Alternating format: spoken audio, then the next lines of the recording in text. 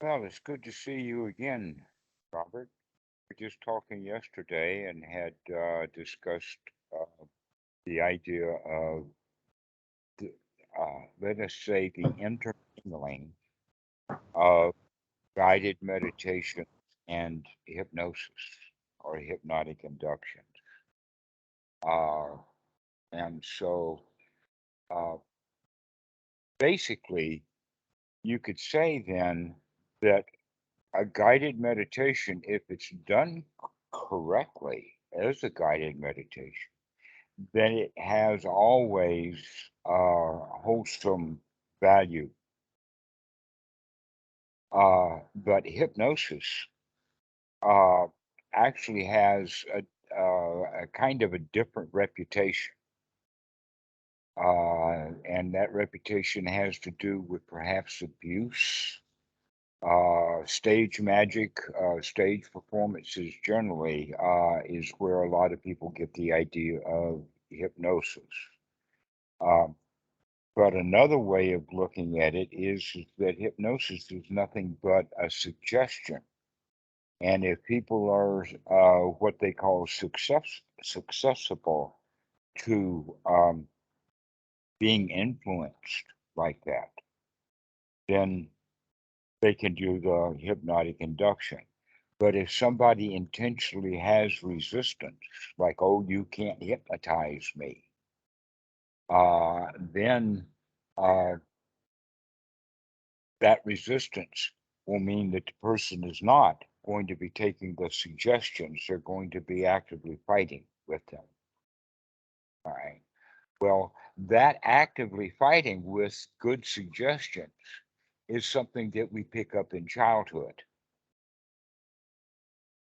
Uh, an example of that, in fact, I was just talking to another student that if the daddy is um,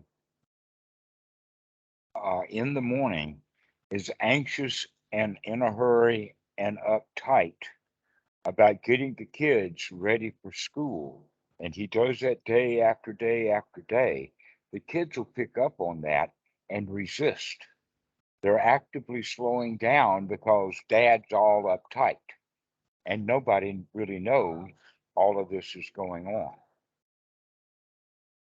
And so, if dad then can change his attitude into an attitude of joy and friendliness and all of that, and spread that joy to his kids, then they will become enthusiastic about going to school. But already, because dad's in a hurry to get them off to school, they're already resisting him. Then they're resisting school. And the funny thing about it is that by and large, everyone that you will talk to and ask them about school, they have uh, generally, never mind the fact that there are ups and downs, the general overall experience of school for almost everyone is a negative experience. We don't like it.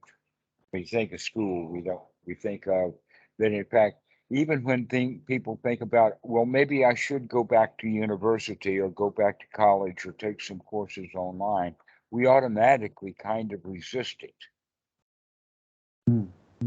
because we were not taught that learning is fun. We're taught that learning is a job to do. Mm. And so we automatically kind of resist that. And so this is one of the reasons why some people will refuse to become hypnotized, while a very, very good hypnotist is in the process of doing an induction with them that they eventually start to go along with. But everyone will start with a bit of resistance to it. And in fact, in another way then of saying it then is when we call it a guided meditation, people will automatically say, oh, well, I probably will get some benefit out of this. Mm. And so they'll go through that hypnotic induction. that is actually nothing but a guided meditation and hypnotic induction. They're all the same thing, and it has to do with the tone of the voice and pausing and giving visual images. One of the visual images that they have with hypnotic induction is the concept of entering an elevator. And as the numbers of the elevator go down, the person goes into what they call deeper into the hypnotic suggestion. So that we start at 410 and things start getting easier. And as we move down to step 9. And as we go down to step 9, things begin to get really relaxed and easy going, and everything feels really nice. And you can see that, in fact, if the guided meditation is done correctly, it actually is nothing but anapanasati. And so the visual images would be like that the elevator goes down to, say, into a basement or a cavern. It's very, very cool. And so we have the feeling of cool. And so we paint images of colors of blue because blue is associated with ice and cold and that kind of thing. Mm. So the kind of images that are presented in a hypnotic induction then can be useful for guided meditations. But the whole point of it is that everyone has a bit of resistance to doing anything.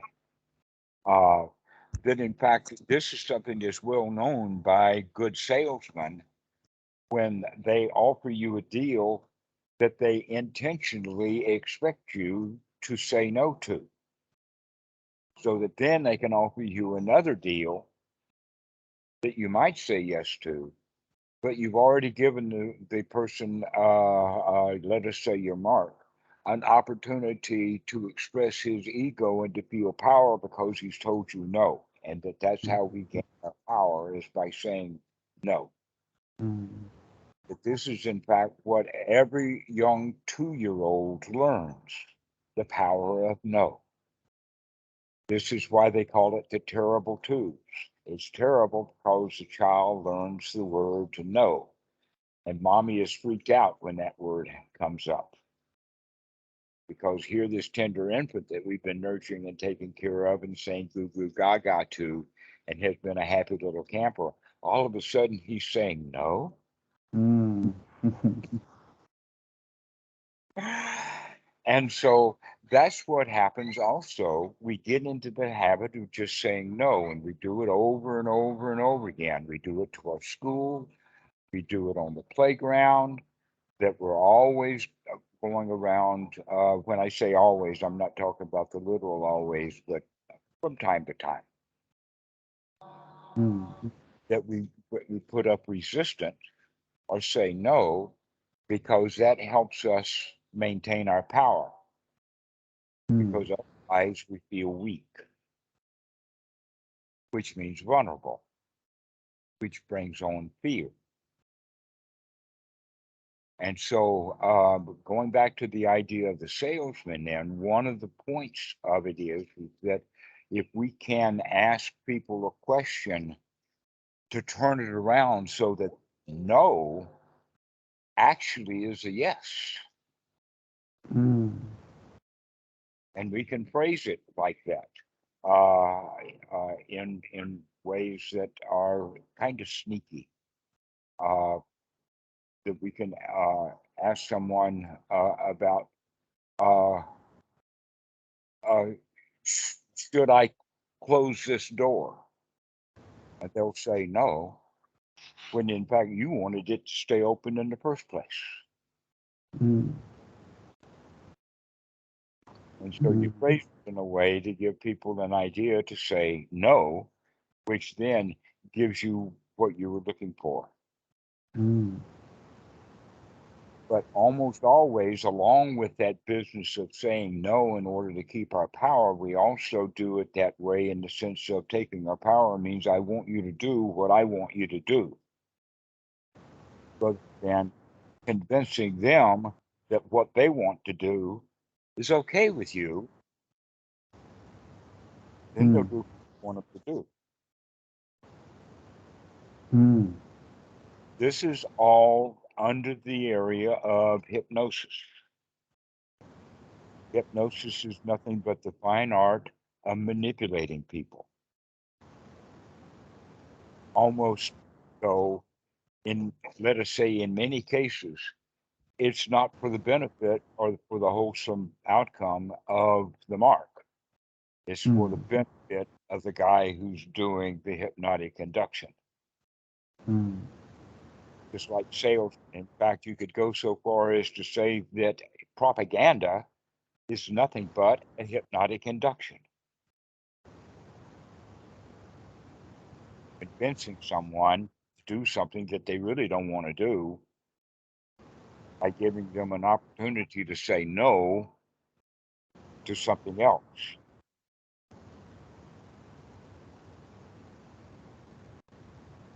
It's very clever. It's a very sneaky tactic. Yes, it is, isn't it?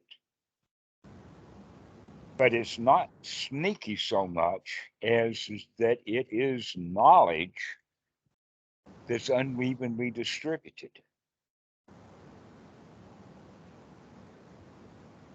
And those who know how to manipulate people can do it successfully, often without the person even knowing that they've been manipulated. They may not like what happened, but they don't realize that it happened. They say that it was literally, I chose to do it that way, or I had no choice in it. Where in fact, really what was going on is they weren't watching what was happening. They didn't realize that they were being manipulated. So then we can go back into the idea of the distinction between hypnosis, which is the hypnotist manipulating his mark, into the concept of self-hypnosis. That in fact, since you do know that you have, let us say generally, we do have our own best self-interest at heart. That's not always the case. And that in fact, that's not the case when we're depressed, because when we're depressed, we're actually pushing against our own better judgment, putting pressure on ourselves. And so you could say then that depression is nothing but self-hypnosis gone wrong. Right. Yeah, that makes sense. That we literally talk ourselves into feeling bad and talking ourselves into feeling depressed. And so it's actually quite useful for people to study hypnosis if they're going to be doing guided meditations, rather than just listening to some old guru who has kind of stumbled on to a working method. Like the guided meditations that are done with Goenka. Goenka didn't have a lot of experience with hypnosis.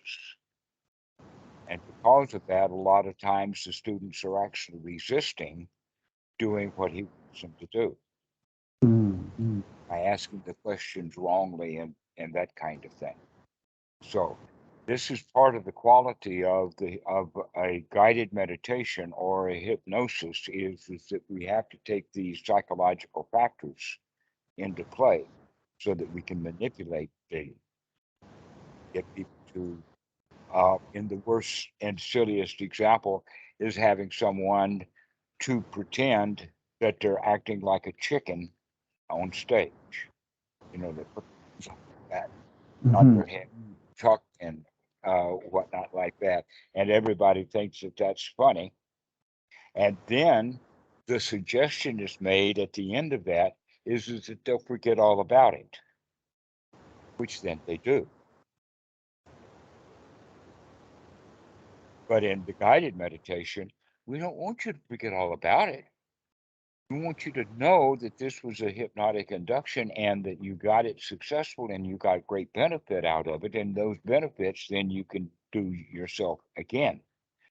To where the problem with some guided meditations, like the body scanning that's done with the Goenka technique, is that people get dependent upon the guided meditation. That I saw that was actually one of the detriments of doing guided meditations, is that the students get attached to them and they want the teacher to do another guided meditation and another guided meditation and another guided meditation, and then it's the teacher has to do the job for them.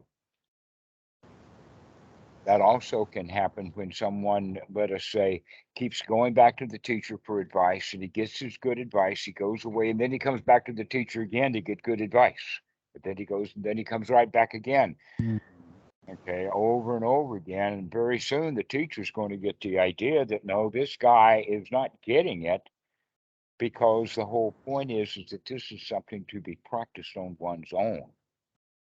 This is that the guided meditation, if we were talking about it from that perspective, is only as good as if the student can give himself the guided meditation. Mm.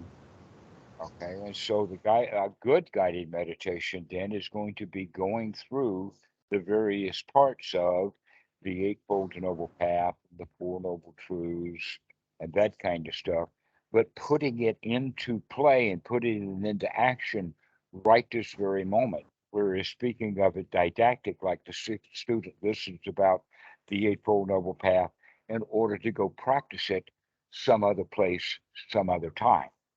And many students don't. They just come back to the teacher to hear it again and again and again without actually putting it into practice. This is one of the reasons why I stopped doing guided meditations, because students got really attached to them. And so that doesn't mean that they have no value at all, but rather that we have to be more careful in doing guided meditations so that the students can get the benefit out of it, and also knowing that they can do it themselves, that you can do your own guided meditation if you can remember to do that. But your Mm. own guided meditation or your own hypnotic induction is nothing but, in this case, having one wholesome thought after another after another. Also, there's another value in guided meditations for beginners, and that is that the teacher will, let us say, talk a while and get the students into doing the practice correctly.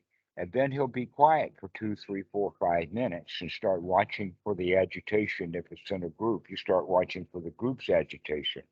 But if you're talking to one student, then you wait for signs of him having agitation, and that's when the teacher starts talking again with the idea. In fact, the first thing that we would say is, and if the mind wanders away from the breath, never mind again and come back, deep breath, get the breathing, and recognize everything is okay and everything is fine. Then later the student come up and say, you know, just as the mind wandered away, you started talking again to remind me. How do you know that? Mm. Okay. The other possibility in a group is that people's mind have already wandered away and they didn't know it. But when the guide starts talking again, that's when they wake up and remember. So it could have been 4 or 5 minutes that the guide was quiet, and the mind was just all over the place and wandering away. But when the guide spoke, that was an anchor to bring the student back into the meditation. And so it appears that for every student, that just when the guide spoke was exactly when they needed to start speaking. Mm. But the mind could have already wandered away, and the student didn't know it.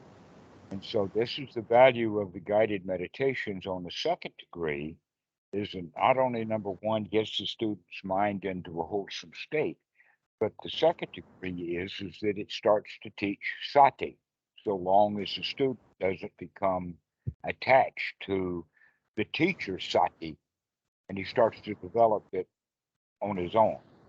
That's the real value, is when the student begins to develop sati on his own, so that he remembers to come back and continue to do the guided meditation. So that's the main problem with just off-the-shelf ordinary hypnotist and talking about self-hypnosis. And people have written books about it. The problem with it is that people start to do the guided meditation and then they forget. And the mind wanders away from the guided meditation. And what's going to bring them back so that they continue the hypnotic induction, so that they don't get stuck at let us say, number 7 on the ladder or on the elevator in the mind, that they can actually get all the way down into the cave. Mm. And so this is the point about the guided meditations is to keep the students continuing to go, so that they don't forget, they don't get lost, and they continue to bring themselves to a very deep, comfortable state that many people can't do all by themselves, especially if they don't have the tools or the knowledge of exactly how to do that. This is why repetition is repeated over and over again. Now, what I mean by repetition being repeated over and over again is to tell the students that they have to repeat things over and over again, and they have to be told over and over again that they have to repeat things over and over again, because the normal habit of the mind is to just wander away into what old, let us call it hypnotic inductions that the students were having all along, which meant then that our whole lives we've been spending in talking ourselves into being depressed, talking ourselves into being unhappy, talking ourselves into feeling bad because of the hypnotic induction that we learned from our parents. But they hypnotized us into feeling bad the same way that they did. Mm. So now a real hypnotic induction that's going to be self-hypnosis is going to need for the student to repeat it, to do it over and over again and over and over again. And so the first 10 or 15 or 20 times or 30 times, they're just repeating it because they've been told to repeat it, but they don't see much value there. But over time, they do. Mm. Here's another example of that, and that is that one of the students came up with a cliche, and then that he had heard many times before, and someone said that cliche yet once again, and this time he got it. And he had heard it 100 times, and so he was so excited about that he finally figured things out, and so he goes to his dad and tells the dad that cliche. Didn't mean anything to the dad, and so this guy starts to feel bad because his dad had devalued his insight, but his Mm. insight based upon repetitive view and repetitive view. Uh, Another example of that would be that you're reading text that is very, very small and it's blurred and you can't understand it. What do? You hold it up to a light. You investigate it again. You maybe get a magnifying glass. Nowadays, the kids will get their cell phone out and take a photo of it so that they can see the photo is easier to read than the actual print itself. Mm. I do that with the serial numbers on hard drives because the serial number is often in a font that's so small that I can't see it at all. Mm. But I take a photo of it, and then I can read the photo. So this is the whole quality then is that um, when I put when you person can't read that small text. If there is the effort or the energy to read it, then we will continue to work with it until we do understand it and we do figure it out. This Mm. is the quality of the repetition, and the same thing with students for learning to play a new piece of music. Mm. Yeah. To learn to play a new piece of music requires us to repeat it over and over and over again, learning to play it on the piano, to slow it down and get one note at a time over and over again. Okay. In a way, you could say then that that is a hypnotic induction to learn to play the piece of music. We have to do it over and over again. We have to do it slow. We have to repeat it, repeat it over and over and over again. So this is the qualities then that we're looking for in both the hypnotic induction and in guided meditation. Mm. That's the way that this is done successfully, is because it has to be done in that repetition way, knowing that the students are going to have some resistance to it. But we continue to talk and continue to talk and to talk about how nice it feels when the body is relaxed. Mm. Okay, so the very kind of things that I'm saying in our discord, or excuse me, in our dialogue or in our didactic, would be then what you would put into the guided meditation, which would then be called experiential. Because instead of just telling the student how to meditate, giving them the guided meditation allows them to go into a state of meditation right here, right now, in the dialogue. Now, a lot of people don't know it, but if you're skilled at watching many of the videos, you can see that that's in fact exactly what I do with some students on some occasions, is we stop talking didactically and start doing a hypnotic induction right in the middle of the sentence. Mm. Mm. I've seen that in one Alex video where he was very frustrated and you sort of gave up trying to explain anapanasati to him and just guided him through it, and it seemed really effective. It really changed his state. hmm So this is right, because when people are arguing and frustrated, they're not listening, they're resisting. Mm. And so we have to find a way of getting them into it. But actually, that one was, how to say it, as too obvious to start. Yes, yes.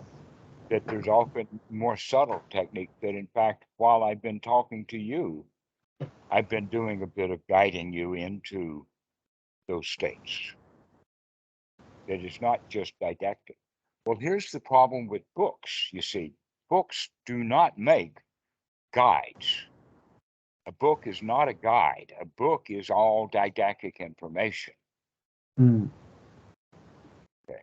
And that even if the book says you should go sit down and meditate, the students will read that and resist it, Mm. Mm. as opposed to actually going down and sitting down and start to practice the things that they've been reading. And so sitting quietly together and talking together in a peaceful way is one of the ways that people will naturally start meditating without even calling it meditation or even knowing what they're doing or even recognizing that the way that things are being done in this particular, let us say, conversation is in fact guiding the student into being in a better place, Mm. Mm.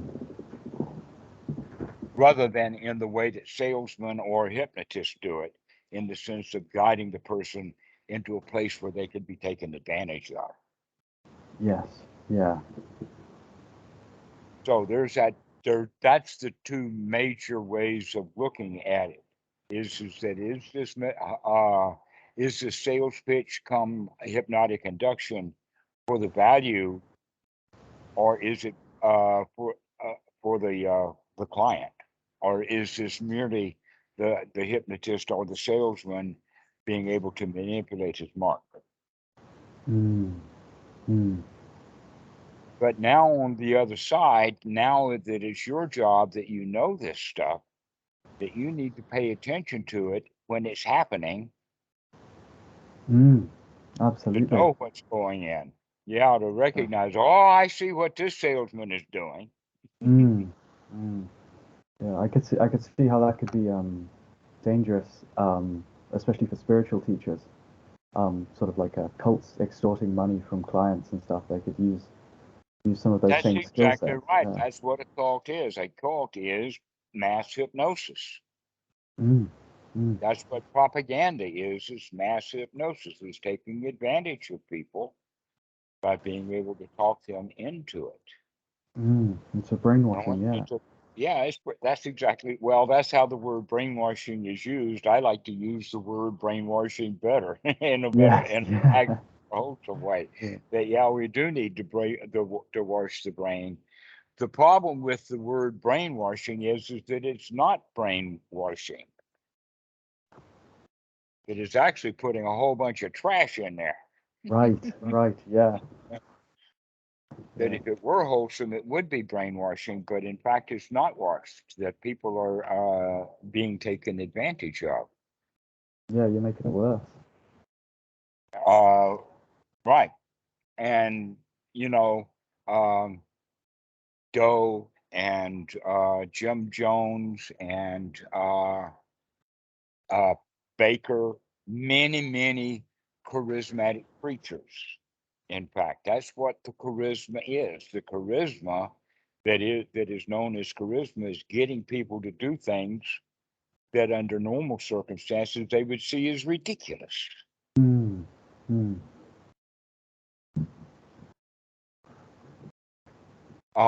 And we have been trained in our society to go all day long doing one ridiculous thing after another. And when I say the word ridiculous, what I mean by that would be worthy of ridicule by the wise. Mm. No, I see what you mean. Yeah. Our whole lifestyles are really built around it. The Hmm. the work And and then our the rest, and the rest you're not even resting. You're just sort of numbing yourself. hmm And here's something that's very interesting about that, and that is that we often go around doing things that we're told to do. Mm. We resist doing them, but we do it because we're trying to avoid punishment, or that we're somehow afraid that if we don't do it, something bad will happen. And so we go around doing a whole lot of bad stuff to avoid something else that's bad that may or may not even occur. Mm. Okay. The example of that would be um, do your homework. And the child is sitting there struggling and doing their homework, to where, in fact, a really smart child will get the parent to do the homework for them by asking one question after another. Oh, well, what does this mean, Daddy? And what is that? And how do I draw the line? And Daddy he'll start doing it for the kids. And next thing you know, the kid's actually smarter by learning to manipulate his dad than he would be smart if he had actually done his own homework. Mm. Mm. So we have to look at what skills we are teaching our children and whatnot. That doing the homework for the wise dad would mean that if he can teach the child to like doing the homework, then he doesn't have to work so hard at making the kid do the homework.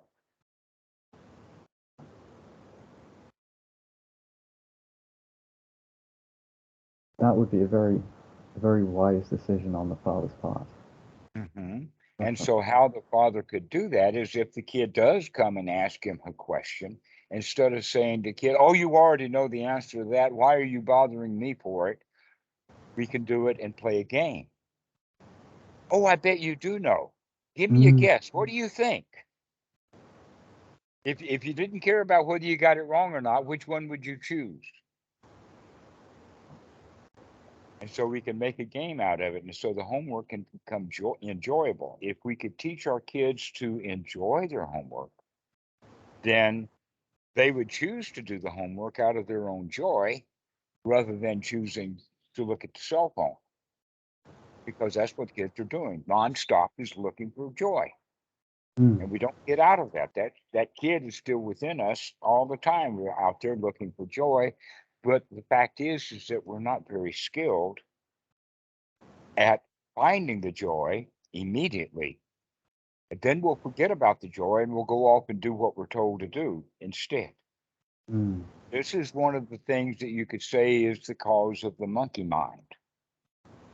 It's because the monkey is dissatisfied and he's looking for satisfaction. And he jumps on something thinking you're going to get satisfaction there, which you probably would if you'd stay there long enough. But he doesn't stay there long enough to get any satisfaction out of it, and so he jumps again.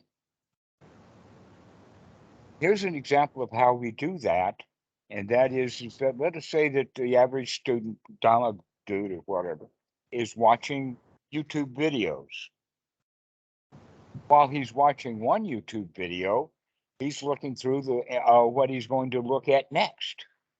Mm. And before this video is finished, you'll be clicking on that one and watch that video, but it'll only watch 2 or 3 minutes, and then he'll click and watch another video. Very relatable. I imagine that happens a lot on the videos that we've got on YouTube, is that people don't stay very long on them because it was clickbait to them in the first place. Mm. And now monkey mind just jumps to someplace else. Do you know what your average watch time is? Well, it's not very high, because I think that that YouTube puts it up for.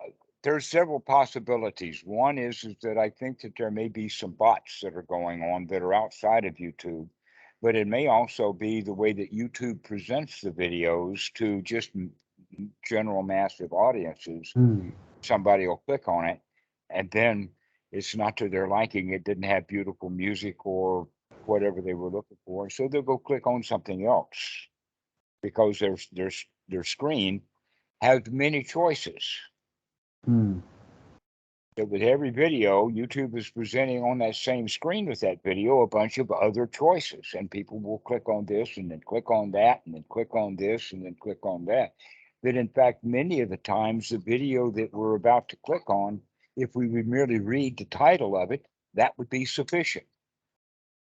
That's a really good point. Yeah. That's especially true for news.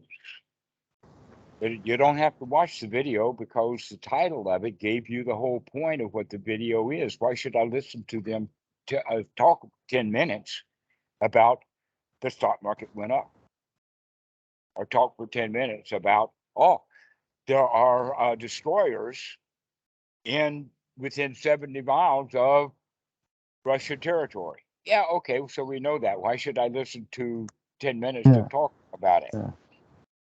So much of the stuff that we can get that we need, we don't have to watch that video. And so the mind can see that. And so now that we've gotten the point of the video, we go watch something else. And the mind is just jumping and jumping and jumping and never feeling satisfied. Mm. It doesn't leave enough time for the information to sink in. Mm-hmm. Right. So this is actually what we need to do with the guided meditation, is just repeat the stuff over and over again so that it sinks in to the point that the student is actually in the state that we're inviting him to go into. There's some other dangers with it, including the fact that while the Dhamma teacher is talking, the students may be thinking about something else. And so he's in and out. So the teacher is teaching here, and the student is in and out and in and out and in and out. And so that's one of the reasons why it's a good idea to have a one-on-one discussion rather than doing a guided meditation for a great big group of people, because if you're having a conversation with one person, then you can watch them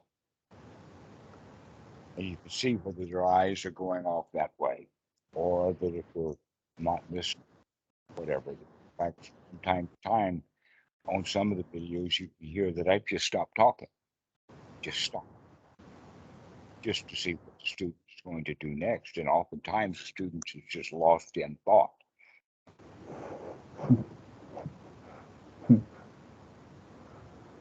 That's funny.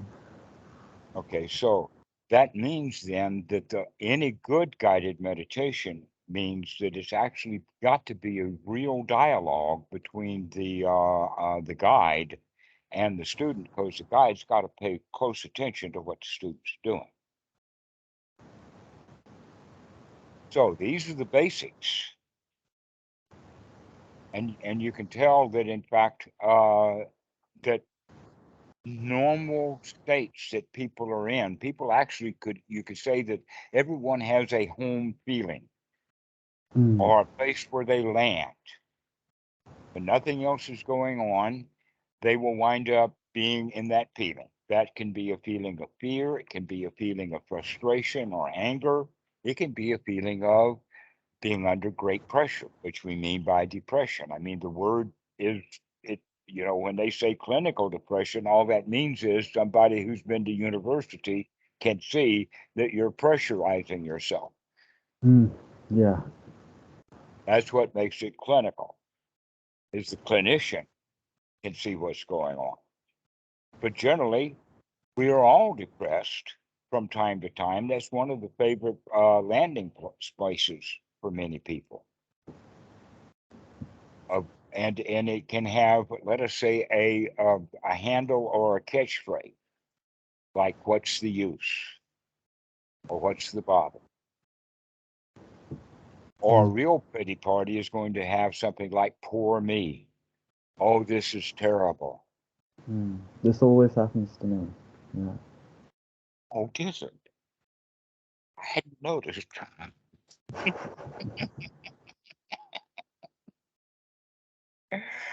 So a good hypnotist is going to, even with a self-hypnotist, is going to be able to see that you've gotten yourself into that state. So now it's time for the guide to guide you back out of that. Because that's how you've been guiding yourself. You've been guiding yourself into depression. You've been guiding yourself into unwholesome states. Now it's time to start guiding ourselves out of it. And so this would be the value of a guided meditation. And then we don't even have to use the word meditation or hypnosis or anything, and just stay with the idea of guiding or leading yourself out. And so in this regard, the verbal thoughts that we have, the language that we use, then is the guide for the feelings. That we can guide ourselves into feeling in a certain way by using that kind of language. So when the thought comes up, "Oh, this is awful," or "Gosh, I don't know where I'm going with this," then you can wake up to that and say, "Hot dog, I caught that." Okay, now that "hot dog, I caught that," that's actually changing the whole frame of reference. This is where the Buddha talks about it is gladdening the mind, brightening the mind. So the brightening of the mind should be part of the hypnotic induction, even though in hypnosis they talk about going deep and going down. Perhaps a better hypnotic suggestion, come to think about it, is imagine that you're in a hot air balloon that's just now leaving the ground. As you breathe in, you begin to lift yourself off the ground, and now you're at 10 feet above the ground, and you begin to see things in a much different way, more clearly. And as we continue to float into the air, we begin to see things even better and more clearly. That we can get quite a vista going, and everything is really cool, and we can feel the breeze, and the breeze is blowing the hot air balloon, and we begin to go higher and just feel so good because we are no longer bound by all of those depressive thoughts. Now, notice for the past paragraph, I've been doing hypnotic induction. It's been working. I've been loving it. Yeah. And it working too. I Yeah. can tell when you closed your eyes. But then when you opened your eyes again, that's when I broke the hypnotic induction and went back into didactic. That's So, very clever. Yeah. It makes a very big difference, I think, the way you deliver the message, even if the words are the same, the way you explain it and present it, and the tonalities of your voice and stuff can really affect how it's received. Yeah. mhm. So, yes, the tone of the voice is the guide. That in fact, I've known that I've been sort of playing with it as a toy with my dogs, because the dogs don't understand the language, but they understand the tone of the language. So I can pet Lucky and I can scratch her ears and I say, Lucky, you're the ugliest dog in town. Lucky, you are so stupid you don't even know how to get a proper ear scratch. And she's just loving it and listen to the things that I'm saying to her. Okay. So in reality, that's what's going on with us anyway, that we're much more attuned to the tone of voice than we are to the actual words that someone is saying. That the tone of the voice is actually what we're responding to. So when dad comes in all uptight and everything and starts telling the kids that pointing out that he's in a hurry, it's in his tone of voice. Mm. He doesn't have to go around the room clapping his hands and says, come on, guys, come on. It's the tone of the voice. He can go around clapping his hands and say, hey, guys, you having fun? But again, it's the tone of voice. Mm. Mm. And so the hypnotic induction has to do with, or a good guided meditation is all about the tone of the voice and the way that it's used, and then the visual imagery that we give. Like the imagery of the rising in a balloon is very pleasant to feel weightless. I mean, there was all kinds of language that we could have continued with in our hypnotic induction of going into the clouds and seeing how free the birds are Mm. and how bright the sun is and how moist the clouds are. And so we actually then begin to paint mental imagery of sensation, the experience of the here now. Mm. So this is how a hypnotic induction then has these qualities: it's the tone of the voice, the mental imagery that you're picking to bring the person into the reality of the moment. Even though they're imagining that reality, it's still a sensory awareness. Seeing the birds and seeing the clouds and seeing as the we feel weightless, and so that's a feeling sensation. We feel light, buoyant, and so these kind of words are the ones that are used that will bring the person into that feeling state. And then later in the induction, they will saying, "Wow, everything is so nice. Everything is so wonderful. I mean, way up here, floating in the clouds, with not a care in the world." Just allowing the breeze to just drift us along, and everything is so nice and everything is so cool. And as we do it this way, then those kind of things actually allow the student to go into the first jhana. You can actually talk someone into the first jhana. So when people are on Reddit and they're talking about, hey, I was in first jhana, blah, blah, blah, blah, blah, I says, yeah, I wonder who talked you into that. Or was it in fact first jhana at all? Mm. Mm. Or was it some sort of magical experience? And now all it is just a remembered experience. And so this would be then the value of a good hypnotic induction or a good guided meditation is that the student can hear it and all of those processes so that he can begin to repeat it for himself. Because that's what I want to get out of this video, is not that I can do a full hypnotic induction with you, but rather that you're going to understand what's going on with it so that you can begin to play with it for yourself and do your own hypnotic induction, which is nothing then but practicing anapanasati a la Buddha. Mm. Right. Yeah. Yeah. And talking ourselves through that method, and yeah. Yeah. So there's a little more to it than that. And that is Sangha. When you are around other people who are already in a noble state, their language is going to be from that place. And the students who are listening to the noble when he is speaking in noble terms, that has an influence and an effect upon the students. And when you're around a noble a it rubs off. Mm.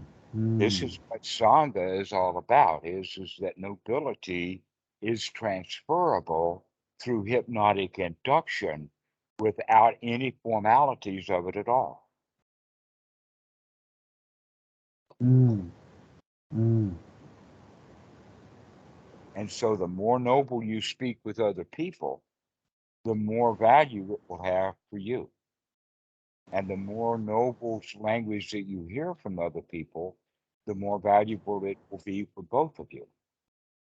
Sort of like a win-win situation. So noble speech is not like money, in the sense that if I give you $1, then you've got the dollar, but I don't.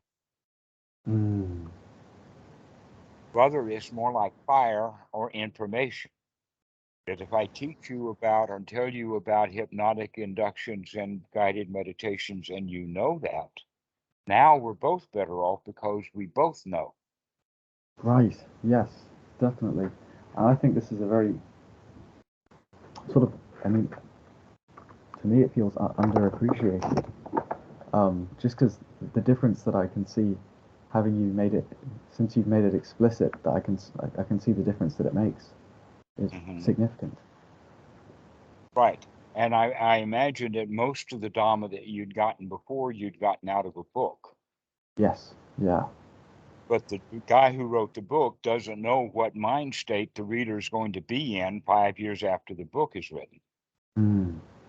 Mm. Okay. For that reason, we don't know where to go or what to do when writing a book. And so it winds up being an organized thing rather than a natural progression. Right. Okay, and that's the problem with written books, especially Dhamma books, is people think they're going to get Dhamma out of a Dhamma book. Oh no, all you're going to get is words on paper. All the rest is up to you. Mm. Mm. Yeah. That's a good point. But a one-to-one relationship, that's what I got from Achan Po, and Achan Po was the real master because he didn't even know English and he could do a hypnotic induction. And he didn't even know the language very well. Mostly it was in silence. Mm. Just being with Achan Po was him rubbing off without him having to even say much. So that was another blessing. Here's an example of that. This one is cute. He and I were standing out on the gravel path in the forest so that the daylight was shining through. And one of the biggest wasps that I have ever seen lands on his head. Now, I've actually seen that kind of wasp before recently here in the house. We had one that, and it is almost 3 inches long. We're talking about a wasp. We're not talking about a fly. We're not talking about a regular wasp. We're talking about one of these that is from South Thailand. And that thing landed on his head while we were chatting and he was talking. And then it started to move from this area down towards his left eye. Mm. And he was just there with it. He didn't move a muscle associated with that watch. I think he was watching to see what my reaction was. And when it got pretty close to his left eye down here, that's when my arm came up. He was waiting for that. He was waiting for me to react to that loss. But I did. And that was when the teaching began. Right, yeah. That's clever, Because, yeah. and he almost did it silently, because all he did was to put his hand up above mine. That as I was raising my hand up, he just put his hand there to stop mine. But he did it in such a gentle way. And he says, never mind. Never mind. That's all he said, just never mind. And then the wash flew away. I suppose it's not the words per se, it's the energy behind the words Hmm. and yeah, the Yeah, delivery. and he always had this really soothing energy. He was a master at hypnosis because he didn't even have to use words to do the hypnotic induction, just his presence. And here I was all into Milton H. Erickson. Have you ever heard of Milton H. Erickson? He is about the most famous actual hypnotist. He was crippled when he was really little and was wheelchair bound. And so he had a chance to study people. And so his hypnotic inductions were actually quite natural. And then he caught the attention of Bandler and Grindle, who were two psychologist researchers who were in graduate school, and they go to this famous hypnotist to find out what he was doing. And that was basically the beginning of NLP, Hmm. neuro linguistic programming. Is nothing but a hypnotic induction. Neuro linguistic programming. Got a ring to it. I like that. It does, yeah. Yeah. Okay. Because the programming is the induction, and the linguistics is using the words to guide the mind into a place. And that in one of the old books of Banner and Grinder, half the book is a hypnotic induction that Milton A. Erickson does with an old farmer without ever talking about hypnosis. What he talks about is tomatoes or tomatoes. Now, if someone reads that hypnotic induction as a book, you're going to get really bored with it, and you're going to flip to one page after the next, and all you just see is the word tomato. Hmm. Over and over and over again, the word tomato. How juicy they are, and how beautiful the tomato is, and what a huge taste it has. And you can see the tomato starts off as a seed, and there it's planted, and it begins to grow. And as it grows into a beautiful little plant. And as that Hmm. plant grows and nurtures, it begins to put out flowers, and then a tomato starts to form. And as that tomato forms, we begin to feel really good about tomatoes. So that's the sneaky part, is he brings that in.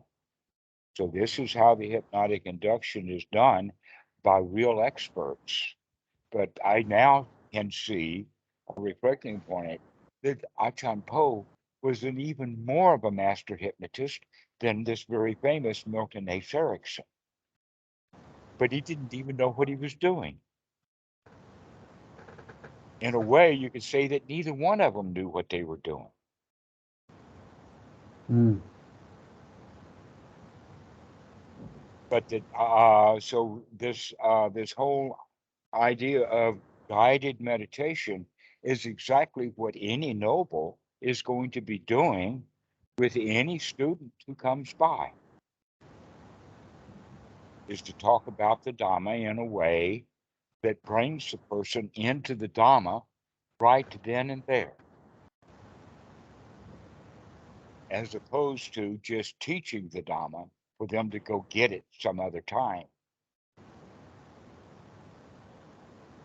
So that's what the whole point is that the getting the point right here, right now, and understanding that the state that you're in right now, which is pretty low, you can bring yourself to that state anytime you want to by talking yourself into it. Mm. Mm. by saying things that I mean we don't, and you can just see how mellow it was to talk about tomatoes. Yeah. Yeah. Yeah, isn't that amazing?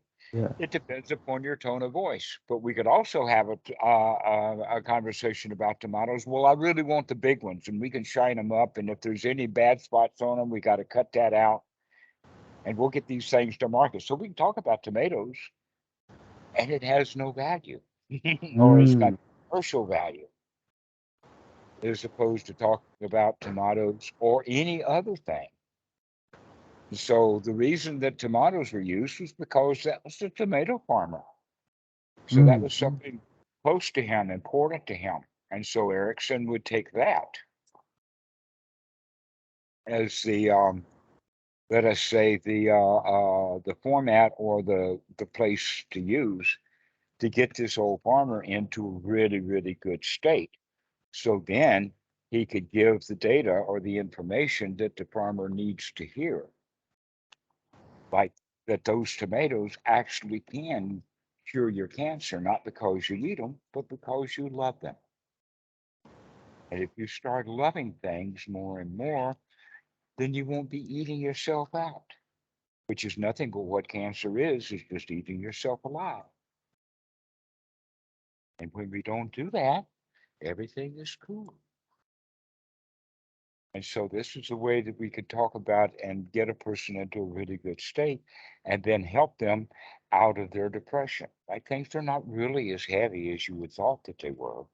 Mm. There's really nothing to it. We just talk ourselves into feeling bad, and we could talk ourselves.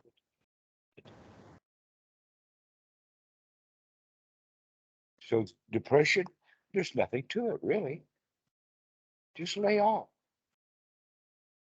Yeah. It's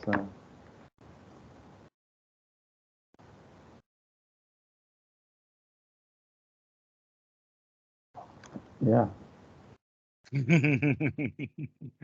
Okay. Well, let's finish this call for the day, Robert. This has been a really good call. I've really enjoyed this. Likewise, I've learned a lot from this one.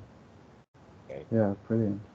Yeah, both about hypnosis and also about depression. If you'll notice, we've been bringing depression in on a regular basis with this, because that's one of the reasons why people go to hypnotists is to come out of their depressions. And I go hypnotist and can literally talk people out of it. Uh, the the issue is that there is no certification. There are people who do teachers. I had an actual formal teacher. This was a guy in Detroit, and he was fairly well known, but he was also not quite allowed into the psychotherapy community because all of those guys were getting PhDs and papers and whatnot like that. But Mm. Mm. anybody can learn hypnosis. Anybody can learn to do it. It's not that hard to do. But the important thing is remember to keep that tone of voice, to keep coming back into that soothing, everything is okay. And that's all we need to really do with our own meditation is just giving ourselves soothing voices. Mm. And so when you're feeling depressed, look at the kind of language that you're using and change the language into soothing, everything is okay language. Taking a deep breath and getting the weight of that depression off your chest. So taking a deep breath, wow, it feels so good to be free. Just like flying with the birds that are in a hot air balloon. Everything is just so cool and easy going. It's a big marvel as to why I spent so much time depressing myself when I could just be enjoying flying around, floating in the breeze, completely free of all worries and problems, and everything is okay. Ah, I could, while you were saying that, I could literally feel sort of the stress just melting out of my body and just, yeah, becoming relaxed. Wonderful. okay. So now that you know how to do this, have fun. Yeah, I will. I will. I can see this as definitely one I'll probably re-listen to more than once. Really good stuff here. All right. Well, we'll see you again soon, Robert. See you soon. Thank you very much again. Okay. Enjoy the rest of your day. Bye-bye.